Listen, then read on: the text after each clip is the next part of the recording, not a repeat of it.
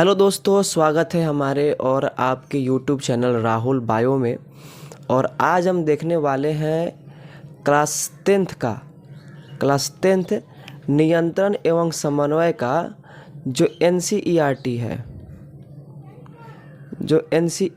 है उस एनसीईआरटी का हम लोग क्वेश्चन आंसर देखने वाले हैं। क्योंकि एनसीईआरटी बुक में जो भी क्वेश्चन दिया गया है वो आपके बोर्ड के एग्ज़ाम के लिए बहुत ही आवश्यक है। ठीक है, तो आइए हम लोग सारे क्वेश्चन को देखते हैं, उसका आंसर कैसे होगा उसको आपको बताएंगे। और आप चाहे तो सबसे पहले क्या करिएगा कि जब हम क्वेश्चन समझाएंगे तो क्वेश्चन को समझ लीजिएगा, उसके बाद में वीडियो को रोककर वहाँ से आंसर को आप अपने कॉपी में लिख लीजिएगा। तो अगर हम लोग बात करेंगे एनसीईआरटी बुक में, तो एनसीईआरटी बुक में लगभग इस चैप्टर में 3 बॉक्स दिया गया है। इस तरह से 3 बॉक्स दिया गया है। जैसे कि आप एनसीईआरटी बुक में जब जाइएगा तो चैप्टर के बीच बीच में बॉक्स दिया गया है और उस बॉक्स में कुछ न कुछ क्वेश्चन दिया गया है।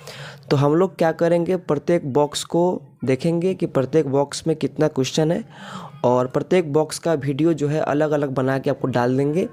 इससे जो है आपको आसानी होगा पढ़ने में और काफ़ी अच्छे तरह से आप पढ़ सकते हैं। तो इस चैप्टर को पूरा करने में लगभग 4 वीडियो लग जाएगा, क्योंकि 3 बॉक्स है और एक हम लोग का अभ्यास है। ठीक है, चलिए बिना टाइम वेस्ट किए हुए हम लोग आगे देखते हैं। तो सबसे पहला बॉक्स, अभी हम लोग कहाँ हैं? अभी हम लोग सबसे पहला बॉक्स में है। हम लोग बॉक्स नंबर 1 में है।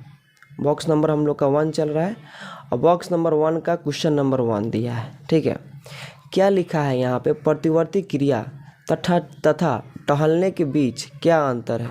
यहाँ पे पूछा गया है कि हमारे शरीर में जो प्रतिवर्ती क्रिया होता है और हम कहीं घूमते हैं या टहलते हैं, इन दोनों क्रियाओं के बीच क्या अंतर है?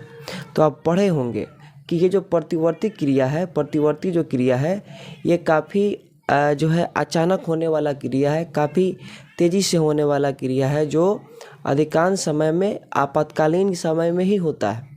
और वहीं पे दूसरी तरफ हम लोग अगर टहलने का बात करेंगे तो टहलने का क्रिया एक सामान्य क्रिया है। ठीक है, तो अगर बात करेंगे तो प्रतिवर्ती क्रिया अचानक और तेज की जाने वाली क्रिया है, जिसका नियंत्रण मस्तिष्क नहीं करता, जिसका नियंत्रण करता है हम लोग का मेरुरज्जु। वहीं पे टहलना एक सामान्य क्रिया है, एक नॉर्मल क्रिया है, जिसका नियंत्रण हम लोग का मस्तिष्क और मेरुरज्जु दोनों करता है। ठीक है, तो आइए इसका हम लोग आंसर के बारे में देखते हैं।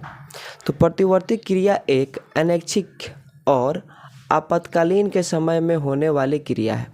यानी प्रतिवर्ती क्रिया एक अनैच्छिक क्रिया है जिसका नियंत्रण हमारे ऊपर नहीं है, और ये आपातकालीन के समय में यानी इमरजेंसी के समय में होने वाला क्रिया है, जो अचानक और काफ़ी तेज़ी से होता है, जो हमारे शरीर में अचानक और काफ़ी स्पीड से होता है, जिसका नियंत्रण मेरुरज्जु के द्वारा होता है। अब बोला गया है इसका नियंत्रण जो है मेरुरज्जु के द्वारा होता है।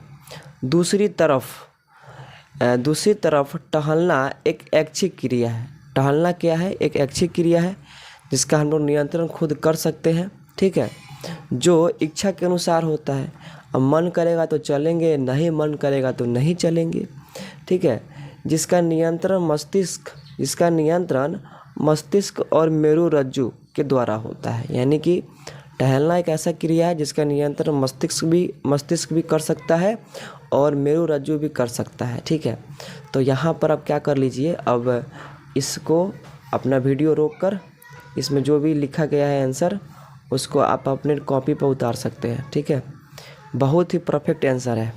चलिए आइए आगे देखते हैं। हम लोग आगे देखते हैं, सेकेंड नंबर क्वेश्चन के बारे में डिस्कस करते हैं कि सेकेंड नंबर क्वेश्चन जो है वो क्या पूछ रहा है।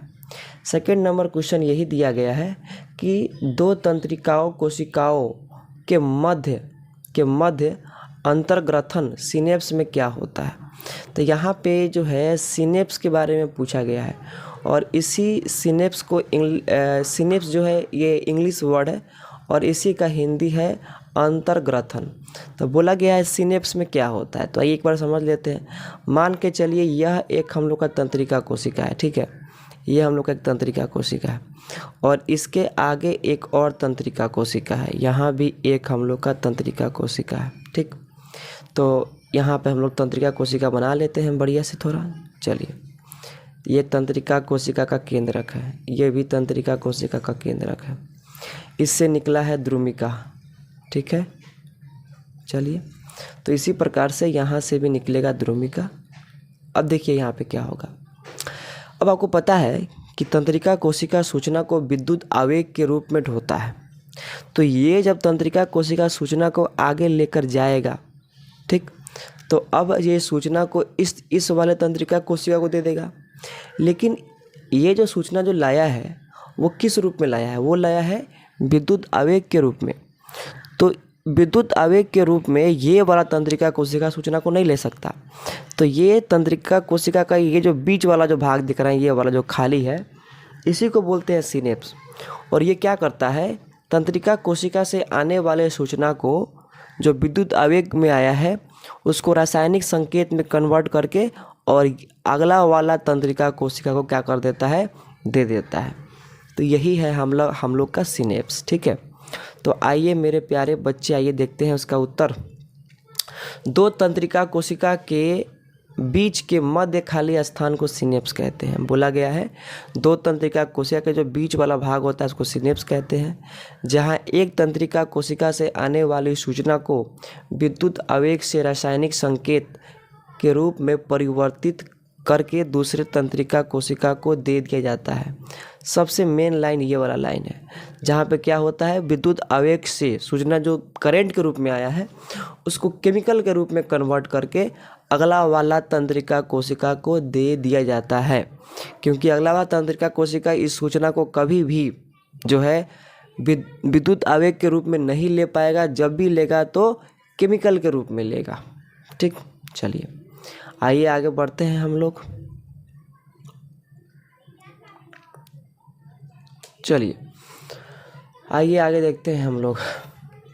3 नंबर क्वेश्चन, मस्तिष्क का कौन सा भाग शरीर की स्थिति तथा संतुलन का अनुरक्षण करता है? यहाँ बोला गया है कि मस्तिष्क का वो कौन ऐसा भाग है जो शरीर का स्थिति को बनाता है तथा शरीर के संतुलन को बनाने का भी कार्य करता है। ये हम लोग को समझना है। तो सबसे पहला अगर बात बोलना चाहेंगे तो मस्तिष्क का 3 भाग होता है, आपको पता होगा। एक होता है अग्र मस्तिष्क, एक होता है पश्च मस्तिष्क और एक होता है मध्य मस्तिष्क। और पश्च मस्तिष्क का ही एक भाग होता है जिसको हम लोग बोलते हैं अनुमस्तिष्क। और यही अनुमस्तिष्क क्या करता है? शरीर की स्थिति तथा संतुलन का रक्षण करता है। यानी जैसे मान के चलिए हम लोग साइकिल चलाते हैं या हम लोग सीधी रेखा में चलते हैं या जो भी डांस करते हैं, तो इन क्रियाओं को करने के लिए हमें बैलेंस की आवश्यकता होती है। और ये बैलेंस हमको कहाँ से आता है? ये बैलेंस हमको आता है अनुमस्तिष्क से, ठीक है। तो यही बोला है कि कौन बैलेंस का काम करता है। नंबर क्या दिया गया है? 4 नंबर क्वेश्चन में ये दिया गया है कि हम एक अगरबत्ती की गंध का पता कैसे लगता है, ठीक है। यानी हमें जब हमारे घर में एक अगरबत्ती जलता है तो उस अगरबत्ती का सुगंध का पता हमें कैसे लगता है? तो सिंपल सा बात है कि अगरबत्ती हो या कोई सुगंध हो, उसका पता हम लोग के नाक से ही लगता है। उसका पता हम लोग का किससे लगता है? हम लोग का नाक से लगता है, ठीक है। अब नाक के अंदर क्या है कि नाक ही जो है कि गंध को पता लगाता है। तो नाक के अंदर एक ग्राही होता है, ठीक। नाक के अंदर एक ग्राही होता है जिसको हम लोग बोलते हैं घ्राण ग्राही बोलते हैं। क्या इसको बोलते हैं? घ्राण ग्राही बोलते हैं।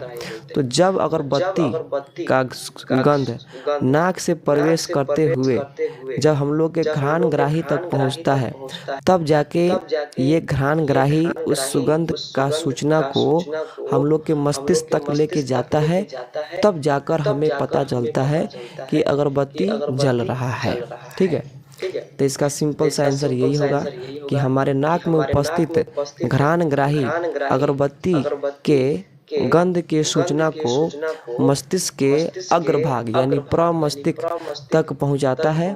तब जाकर हमें अगरबत्ती के गंध का पता चलता है, ठीक है।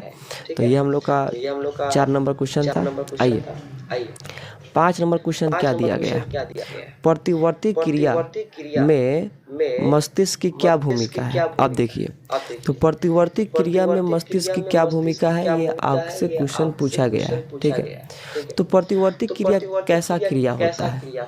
तो ऐसा क्रिया जो अचानक हो, तेजी से हो, आपातकालीन के समय में हो, उसे प्रतिवर्ती क्रिया कहते हैं। और आप पढ़ चुके होंगे कि प्रतिवर्ती क्रिया का नियंत्रण मस्तिष्क नहीं ना करके करता है मेरुरज्जु। ठीक है, तो हम लोग क्या बोल सकते हैं कि प्रतिवर्ती क्रिया में मस्तिष्क का क्या भूमिका है? तो प्रतिवर्ती क्रिया में मस्तिष्क का भूमिका नहीं है, क्योंकि प्रतिवर्ती क्रिया का नियंत्रण जो है ये मेरुरज्जु के द्वारा होता है। केवल प्रतिवर्ती क्रिया शरीर में हुआ है, केवल इसका सूचना जो है मस्तिष्क तक जाता है, बस इतना ही इसका काम है। ठीक है, तो यहाँ पे लिखा गया है प्रतिवर्ती क्रिया का नियंत्रण मेरुरज्जु के द्वारा नियंत्रित होता है। ठीक है, प्रतिवर्ती क्रिया में मस्तिष्क केवल प्रतिवर्ती क्रिया होने की सूचना को प्राप्त करता है। केवल हमारे मस्तिष्क को पता चलता है कि प्रतिवर्ती क्रिया हुआ है, लेकिन प्रतिवर्ती क्रिया को कंट्रोल करने वाला, उसको नियंत्रित करने वाला हम लोग का कौन है? हम लोग का है मेरुरज्जु। ठीक है, तो इस प्रकार से अभी हम लोग का क्या हुआ, बॉक्स नंबर 1 के अंदर जो 5 को क्वेश्चन जो था वो हम लोग कंप्लीट कर चुके हैं। ठीक है, तो अब हम लोग क्या करेंगे, अगले वीडियो में जो बॉक्स नंबर 2 है उसके बारे में डिस्कस करेंगे और उसके बारे में देखेंगे। ठीक है, तो अगर ये वीडियो आपको अच्छा लगा हो तो वीडियो को लाइक करें, कमेंट करें और साथ ही साथ हमारे चैनल राहुल बायो को जरूर सब्सक्राइब कर लें, ताकि इसी प्रकार से वीडियो आपको टाइम पर मिलता रहे। तो मिलते हैं एक नए वीडियो में एक नए टॉपिक के साथ, तब तक के लिए जय हिंद, जय भारत।